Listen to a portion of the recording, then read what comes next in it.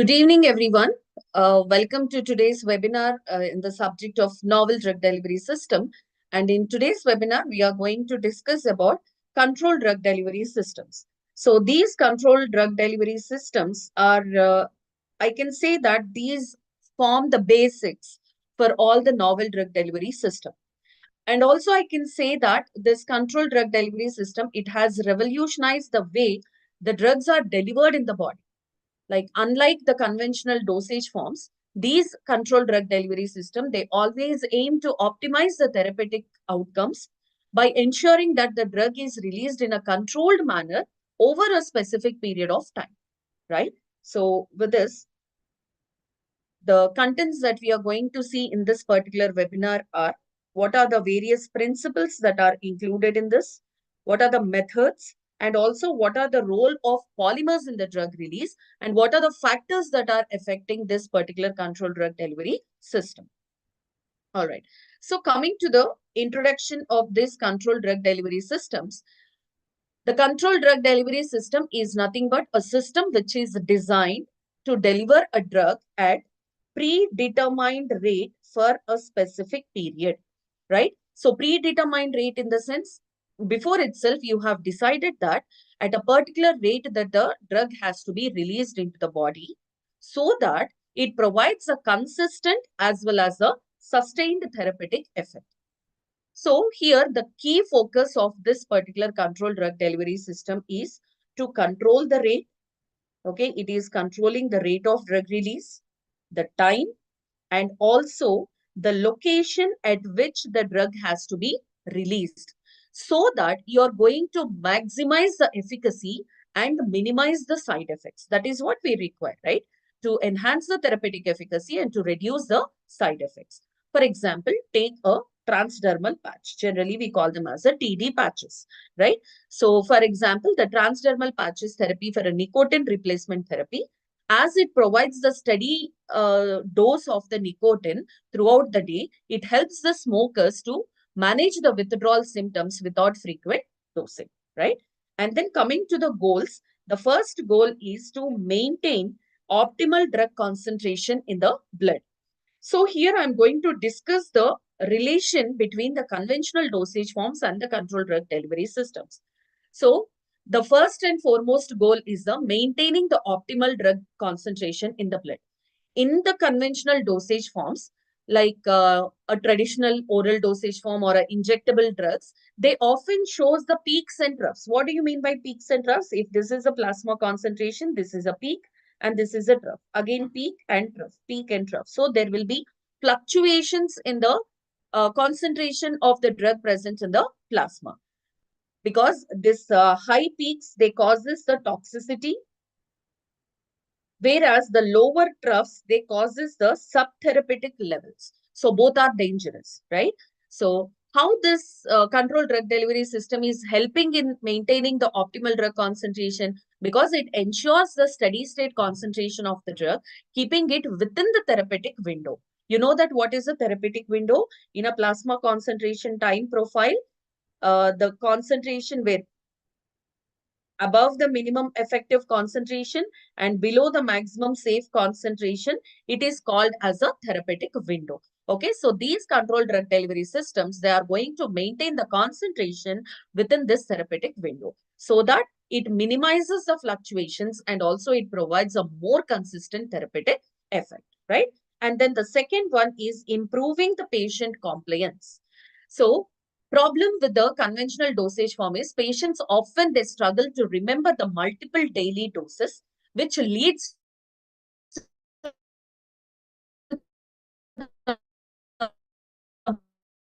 miss. If a physician asks you to take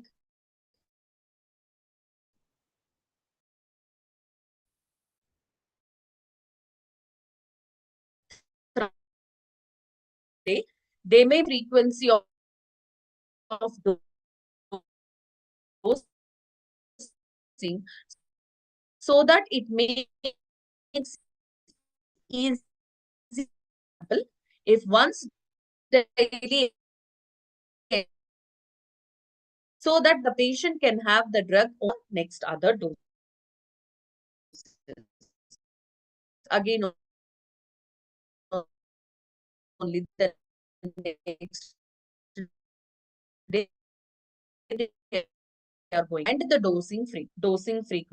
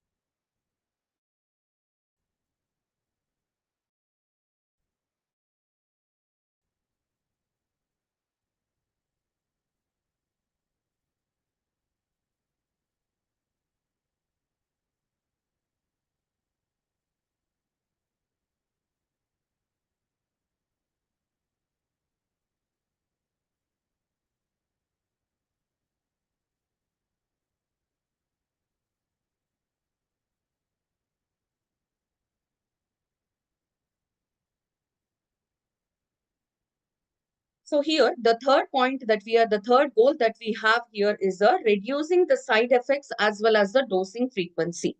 So here, the dosing frequency here, it is nothing but as you're going to give it for a single time of the drug, you can check that only once in the morning. If you take the drug, then it is enough, so that you cannot keep on adding the doses in the next day. So the next one is the reduce side effects and the dosing frequency. In the conventional dosage forms, high drug concentrations have to be given, which causes the side effects. Whereas the frequent dosing there, it increases the risk of dose-related toxicity as well as the poor adherence. So how this controlled drug delivery is helping there?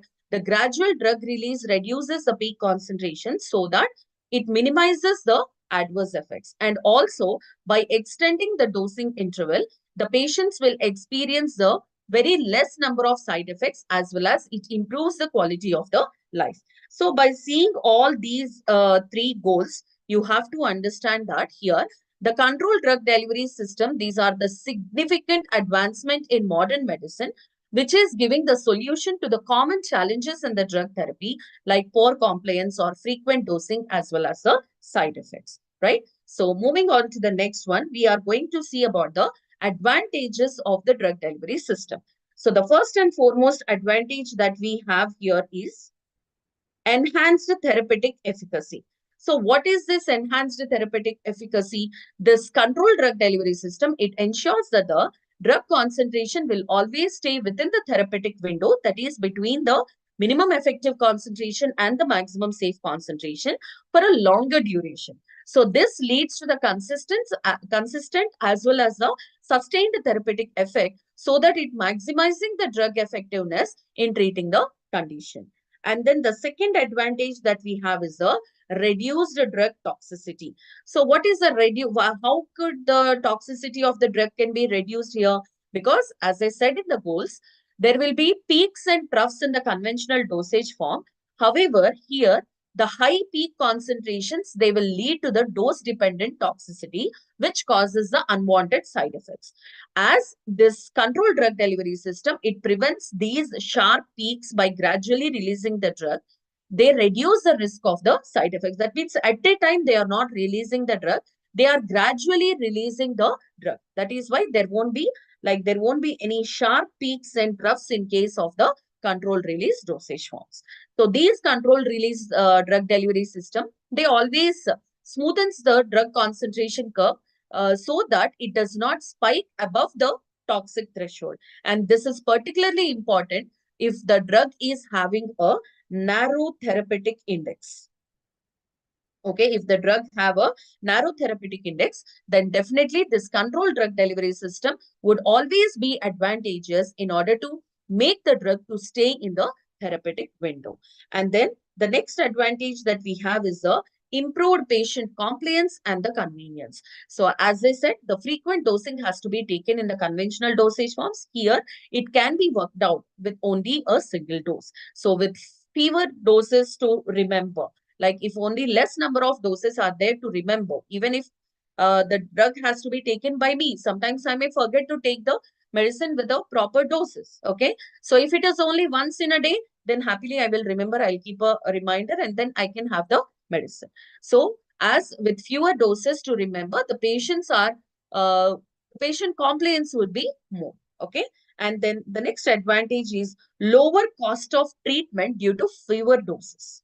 As the number of doses are reducing, the number of tablets that we prepare will be reduced. Okay, and also the production costs and everything, it is going to be reduced. Okay, so however, though the initial cost of control drug release formations could be a little higher, the overall treatment cost will be lower because of the less number of doses, and also reduced need of monitoring as well as decreased hospital visits. So by reducing the frequency of dosing and the associated healthcare visits, this controlled drug delivery system, it contributes for the cost savings.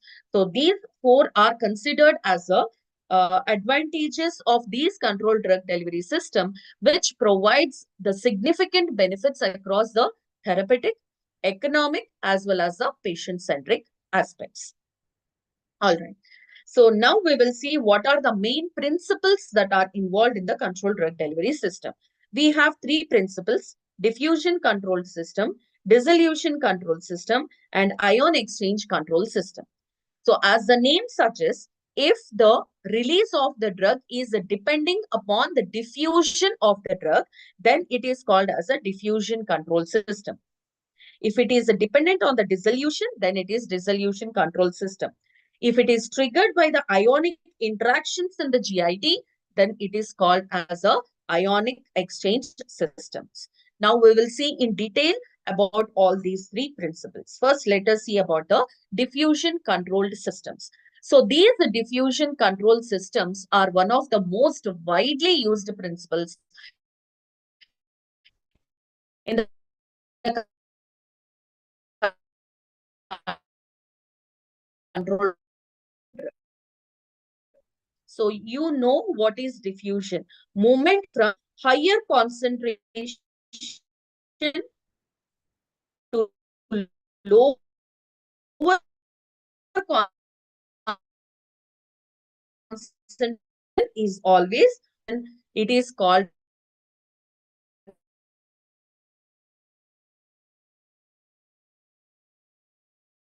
as a diffusion. The matrix and the reservoir systems.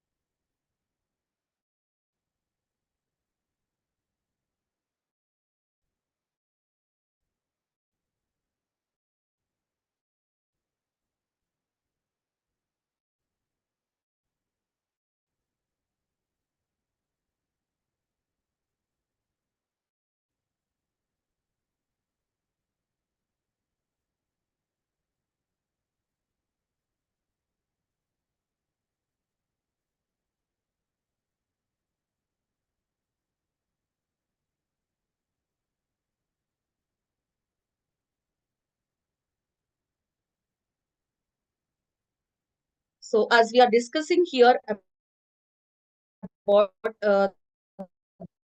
this particular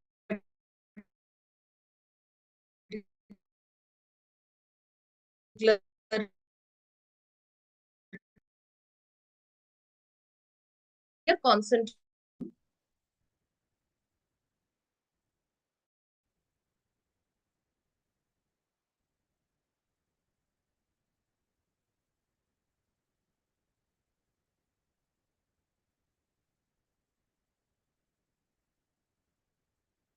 we have two types. That is the system. The drug is uniformly dispersed within the polymer matrix. Okay, it consists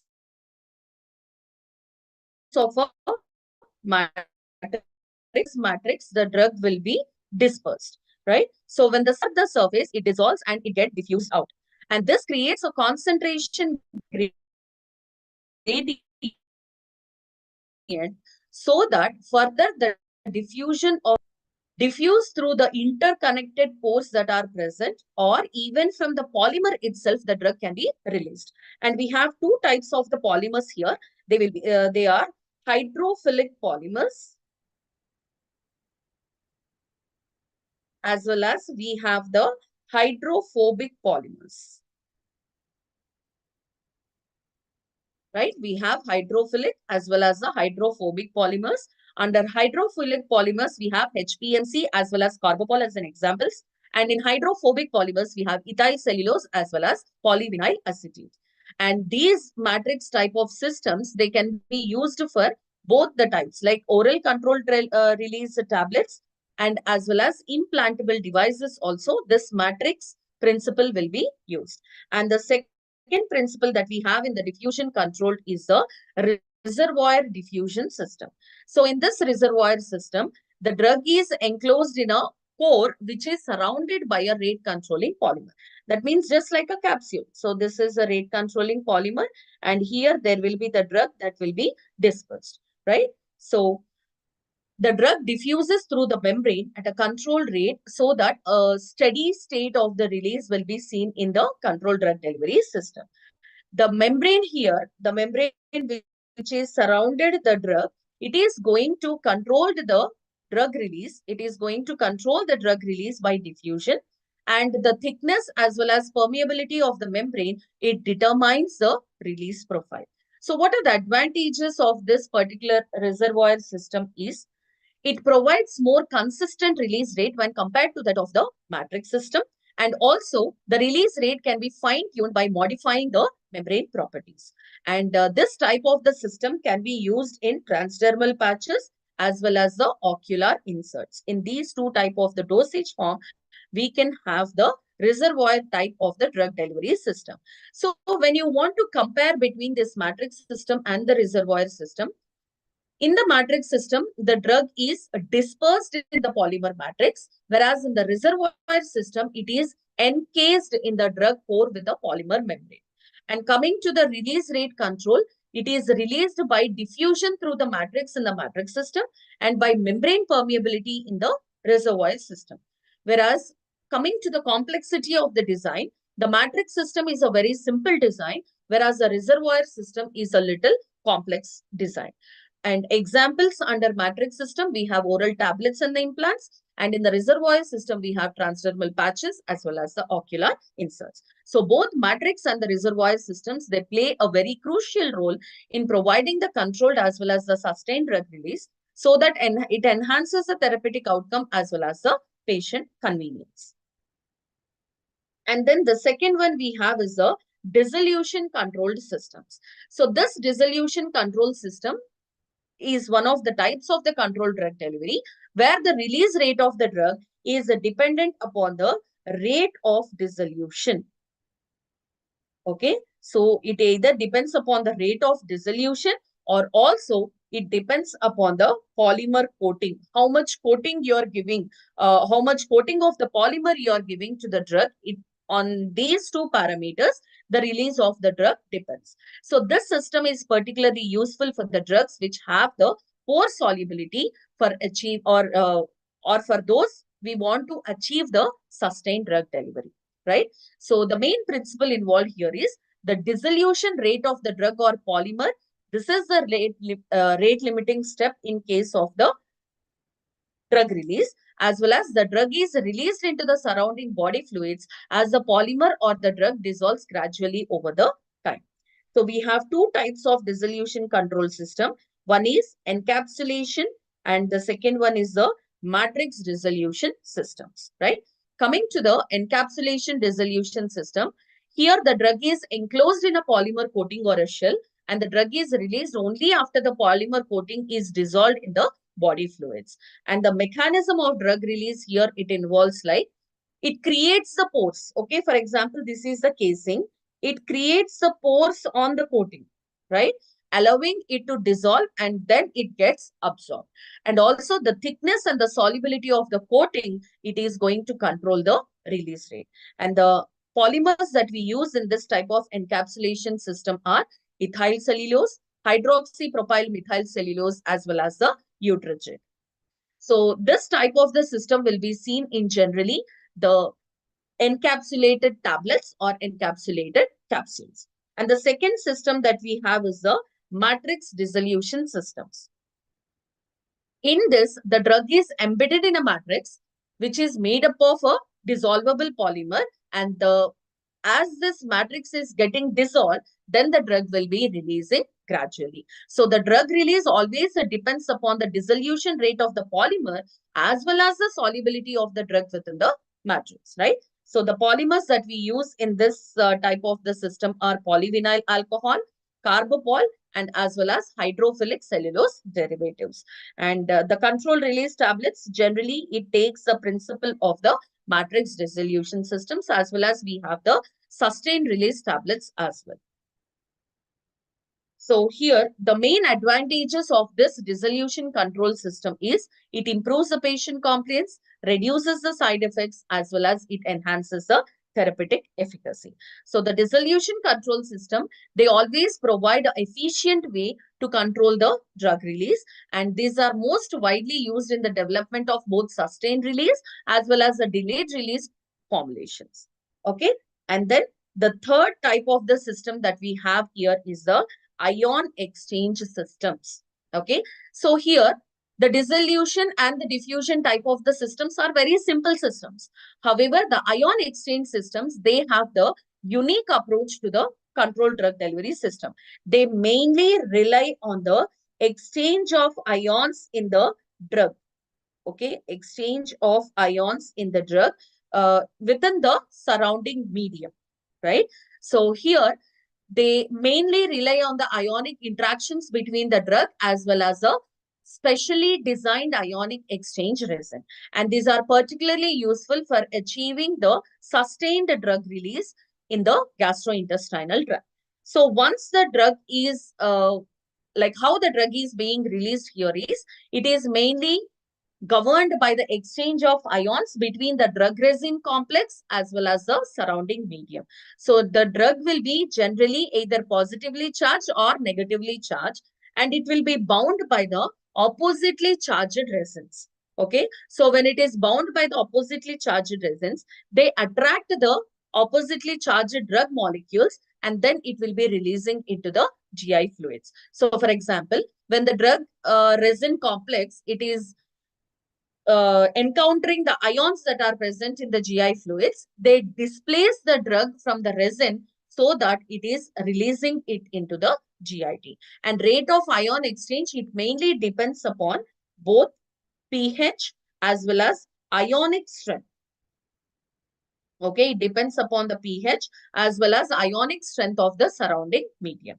And the whenever the drug release is based upon the pH of the target area. So here, to simply say, the drug release can be designed in such a way that it is depending upon the pH of the surrounding area. For example, if the drug has to be released in the stomach, then the ion exchange resins will be prepared in such a way that they will be dissolved only in the stomach so that the drug will be released in the acidic medium. So application. That means ion exchange resins are mostly used in the sustained release of the drugs, especially in the GI tract. And they are mainly useful for sustained release of the drugs, taste masking, as well as for the liquid formulations. And then the next one that we have is a selection of drug candidates for the controlled drug delivery system. So when we have this particular topic, you should understand that all drugs cannot be prepared as a controlled drug delivery system. So there are certain properties that we have to consider uh, how a drug can be selected in order to prepare it as a controlled drug delivery system. So the selection of an appropriate drug candidate, it generally depends upon the physicochemical as well as pharmacokinetic. Okay, physicochemical as well as pharmacokinetic properties of the drug. So the first one is the short half-life, that is less than 6 hours. So the drugs which are having the shorter half-life, they require the frequent dosing in the conventional doses. However, if they are prepared as a controlled drug delivery system, you can reduce the number of doses so that it extends the therapeutic efficacy and they reduce the dosing frequency. For example, propranolol is a beta blocker with a half-life of nearly 4 hours, so that it is ideal for sustained release formulations. And the second property is potent with low dose requirement. Okay, potent with low dose requirement is nothing but the drug should be effective at the low doses. Such drugs are suitable for the controlled drug release because a small amount of the drug is released steadily over the time. For this, you can take the example as a theophylline, which is a bronchodilator, which is used in the asthmatic treatment. So the low dose ensures effective bronchodilation without frequent administration. And then the next one we have is the stable in GI fluids. That is the drugs which are stable in the GI fluids. That means they should remain stable in the acidic environment of the stomach and neutral to alkaline conditions of the intestine to maintain the efficacy during the release process. Here you can take the example as metformin, which is stable in GI fluids, making it like effective candidate for both extended release tablets as well as the sustained release. Where we'll be using this metformin in the diabetes management. And then next we have is the suitable absorption profiles. That means preferably the drugs that are belonging to the BCS class 1 and class 2 are suitable for making them as a controlled drug release. Why only the class 1 and class 2? Because the class 1 high solubility and high permeability, whereas class 2 low solubility and high permeability we have. So with this controlled drug delivery system, they will be having some predictable absorption patterns, and that can be ensured with a consistent therapeutic levels. Here, for a class 1, you can take propranolol as an example, and for class 2, nifedipine, you can take as an example. So here, um, all the examples like short half-life, theophylline, we have taken an example. Potent with low doses, we have taken propranolol, and stable in the GI fluids, we have taken metformin as an example, right? So moving on to the next slide, we have the role of polymers in controlled drug release formulations, okay? So here, there are various types of the polymers that we have. Why we have to use the polymers in controlled drug delivery system? Because these are considered as a critical components because they play a vital role in controlling the drug release as well as it provides the structural integrity by ensuring the system stability. So we have two types of the polymers. In that, the first one is biodegradable polymers. So the name itself suggests that these polymers, they degrade into non-toxic byproducts, eliminating their need for the removal from the body. That means they need not be removed from the body. They get biodegradable.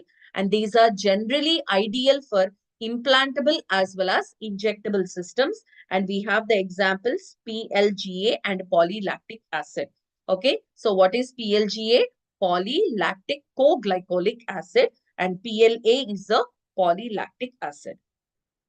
And then the second type of the polymers that we have is the non-biodegradable polymers. Okay, so the non-biodegradable polymers, they do not get degraded within the body, and they are used in the systems where long-term physical presence is required to control the drug delivery inside the body. So the examples we have under this category are the ethyl cellulose and PVA. What is PVA?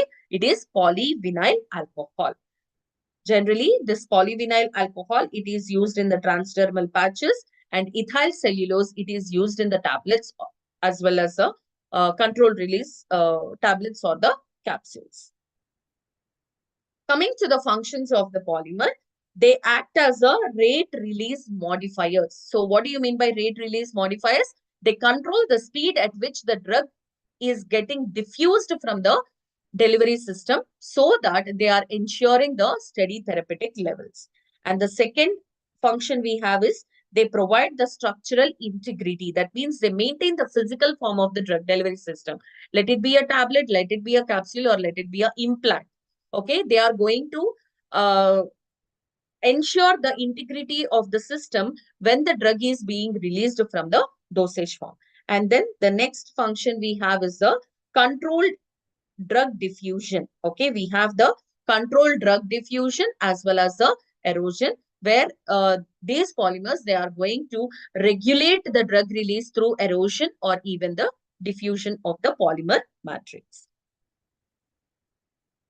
So the common examples under these polymers are hydrophilic polymers. They are HPMC and carbopol.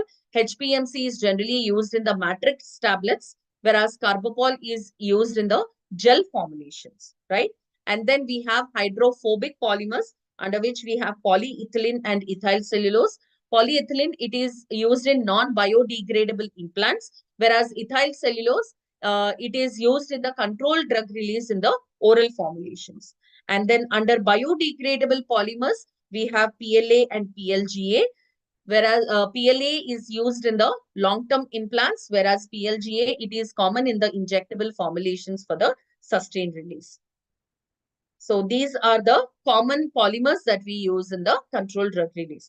So by seeing what are the polymers and how these polymers are going to affect the drug release, the selection of the drug candidates and the type of polymers that you are using, they are considered as a crucial factors in designing the effective controlled drug delivery system, because these systems rely on carefully chosen materials, okay, so that it ensures the desired release profile to improve the therapeutic outcomes as well as enhancing the patient compliance. And then we are going to see about various factors that influence the drug release. So the first factor that is influencing the drug release is the physicochemical properties of the drug, and under that we have the solubility. You know that how the solubility will affect the drug release, because the solubility, it is going to affect the dissolution. Dissolution is affecting the absorption, and absorption, it regulates the bioavailability, and bioavailability, it affects the therapeutic efficacy, right? So the drugs which are having the high solubility, they dissolve quickly in the body fluids, which results in the faster drug release. Whereas poorly soluble drugs, they require certain special formulations, like by using the surfactants or by using the super disintegrates, they require certain special techniques in order to improve the solubility. And the next one we have is the pKa, that is the ionization constant. So this ionization constant, it determines the drug's ionization state at different pH levels, which affects both solubility as well as the permeability. And the drugs that ionize in the GI tract, they may have the slower absorption, and again, it affects the release dynamics. Okay. And then the third one we have is the stability. So the drug should be stable in various environments. It is very crucial in order to ensure that the drug remains active throughout its release. And the second factor that is going to affect the drug release is the polymer properties. And under polymer properties, we have hydrophilicity and the molecular weight. So the hydrophilic polymers, they absorb the water and swell. Once it swell, they form a gel layer which controls the drug diffusion. Okay, so which this type of the principle, it is ideal for the drugs which require the sustained drug release. And molecular weight, higher the molecular weight of the polymers, they provide a dense matrix so that it reduces the diffusion rate of the drug. However, lower the molecular weight of the polymers, they degrade faster and they accelerate the drug release. Okay. And then third factor that we have here is the environmental factors. Under environmental factors, we have pH, enzyme presence, as well as the ionic strength. So here the pH of the surrounding environment, it obviously affects the drug solubility as well as the polymer behavior. So the drug release, they can be specified or they can be tailor-made based upon the specific regions. Like if you want the drug to release in the stomach, or if the drug wanted to release in the intestine, based on this, you can design the controlled drug delivery system. And enzyme presence, the enzymes in the GI tract or the bloodstream, they can degrade certain polymers of the drugs, which influences the release rate. So, and then we have the ionic strength. Ionic interactions between the drug as well as the polymer, they modify the release rate, especially in the ion exchange resins. Okay. So these are the factors which are going to affect the release of the drug from the controlled drug delivery system. And then moving on to the next slide, we have is the applications of the controlled drug delivery system. We have four major applications. The first one is in the oral drug delivery, transdermal delivery, implantable devices, and ocular and parenteral systems. So under ocular drug delivery, we have extended release tablets as well as the extended release capsules. So oral controlled drug delivery system, these are designed in such a way that they release the drug slowly in the GI tract, which ensures the prolonged therapeutic efficacy with less number of doses. So for extended release tablets, you can have the example of metformin XR, which is used for the type 2 diabetes, and extended release capsules, they are propranolol ER, which is mainly used for the hypertension. And then transdermal drug delivery. So transdermal drug delivery is nothing but through the skin. The delivery of the drug through the skin is called as a transdermal. So it provides a controlled systemic effect without the need for the injections or the oral dosing. And we have the examples as nicotine patches and fentanyl patches. Nicotine patches, they are used for the smoking cessation, whereas fentanyl patches, they are used for the chronic pain management. Okay. So if you just take that one, fentanyl patches, it will be slowly releasing the drug and then it gives the relief from the pain. And then the next example we have is the implantable devices. So here we have contraceptives as well as chemotherapeutics. Contraceptive implants, they slowly release the hormones to prevent the pregnancy even up to 3 years. Okay, so that is how we call it as a controlled release. And chemotherapeutic implants, generally they are used for the anti-cancer drugs, where they release the drugs directly to the tumor size as well as so that it minimizes the systemic side effects. So these, and the next one we have is the ocular and the parenteral system. So in intraocular inserts, we have the example called as a Lacryset, which is generally used for the dry eyes treatment. And then sustained release injections, we have ranibizumab, we call it as, which is used for the macular degeneration. And the parenteral systems, we have the examples like microspheres of the PLGA, which is used for the drug called as a leupioride. And also we have the depot injections. That means long-acting formulations of the antipsychotics and even the contraceptives. So here, the applications of this controlled drug delivery system, they generally highlight the versatility as well as the importance of these systems in the modern medicines. And finally, we have one thing to see is the limitations as well as the challenges. So the first limitation is that the high cost of development, because as we are using the sophisticated equipment, and even in the advantages, I said that initially the cost would be high. Whereas after, when considering the clinical settings as well as number of doses that we are using, it is an advantage. But however, here the limitation is nothing but it requires high cost for the development and also limited to drugs which are having the suitable pharmacokinetics, which we have seen in the drug candidates which are suitable to prepare as a controlled drug delivery system. That means that all the type of the drugs cannot be prepared as a controlled drug delivery system. And the challenges include achieving the consistent release rate, theoretically, we can say that there will be only smooth release of the drug, steady release of the drug. But when we go practically, there will be certain challenges in order to make the drug release in a consistent manner. And managing the polymer drug interactions, very, very important one, because all the drugs may not be compatible with the polymers that you have taken. So you have to see what is the compatibility, how the drug is being compatible with that of your polymer. It has to be checked. If there is any interaction between the drug and the polymer, you cannot select that polymer for that particular drug. So these are the limitations as well as the challenges that we have in manufacturing the controlled drug delivery system. And then we have to see what are the recent advancements in the controlled drug delivery system, because day by day, we are having improvements and we are having the inventions and discoveries in the pharmacy. So when we are discussing about one topic, obviously we have to see what are the recent advancements in that. The first and foremost one that we have is the smart polymers. Nowadays, the smart word has become very smart. We are using it in any of the technology that we are using.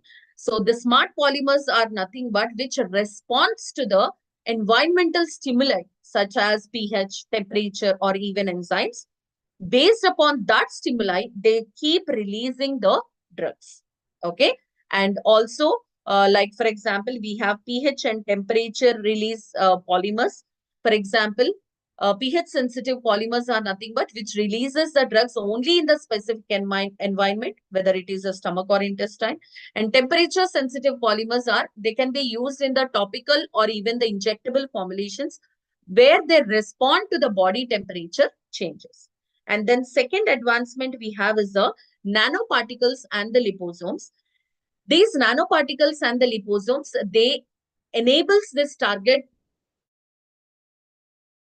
drug delivery to specific tissues or the cells so that it reduces the systemic side effects and enhances the drug efficacy. And these type of the systems, they are mainly used in cancer therapy as and also in case of the infectious diseases. And the most recent advancement that we have here is the 3D printed drug delivery system. This 3D printing, it allows the customization of the drug delivery system, which is like, you can call it as a personalized medicine, depending upon the patient needs, like including their specific doses, release profiles, as well as the shape, in which shape they want the tablet or a capsule or a film. Okay. So this 3D printing, it allows for the customization of the drug delivery depending upon the personal needs. Okay. So personalized medicine, that is custom made tablets for unique patient requirements, and also multi-drug release systems where you can combine multiple drugs in a single dosage form with a different drug release rates can also be used here. So, like at the end of the webinar, if I just want to summarize all the topics that we have discussed about what actually the controlled drug delivery system is and the principles we have seen in that: diffusion control, dissolution control, as well as ion exchange. And we have seen what is the importance of the polymers in this controlled drug delivery. What are the role of these polymers? So the polymers, they are generally essential for modifying the drug release. And we have various types of the polymers like biodegradable, non-biodegradable, hydrophilic, as well as hydrophobic. And we have seen about what are the challenges and also the disadvantages, and then recent advancements in the controlled drug delivery system as well. Okay, so now you being in the 7th semester, this particular topic would be very helpful for you in order to choose which type of the project you can select, especially in your 8th semester, right? So this is all about the controlled drug delivery system of today's webinar. If you have any doubts, please feel free to post your doubts in the comment section below. We are always ready to answer for your doubts, and we will get back to you soon once we see your doubts in the comments. Thank you so much. Thank you everyone for attending today's webinar. Have a great day. Thank you.